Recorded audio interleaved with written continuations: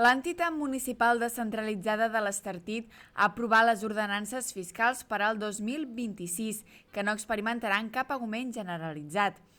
Tot i això, s'han incorporat dues novetats rellevants: la creació d'una nova taxa vinculada a la gestió del cementiri municipal i una bonificació per afavorir l'adaptació dels comerços a la nova normativa d'ocupació de la via pública.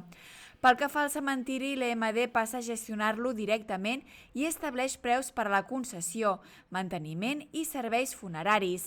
Per exemple, la concessió d'un nínxol durant 50 anys costarà 600 euros, mentre que el lloguer anual serà de 50 euros. També es regulen altres serveis com les inhumacions, exhumacions i gestions administratives. S'hi preveuen exempcions per a enterraments de beneficència i bonificacions per a transmissions entre familiars. La segona novetat és la bonificació de la taxa per a expedició de documents vinculats a la llicència d'ocupació de la via pública comercial. Aquesta mesura vol facilitar la transició del teixit econòmic local a la nova ordenança que regula aquest ús.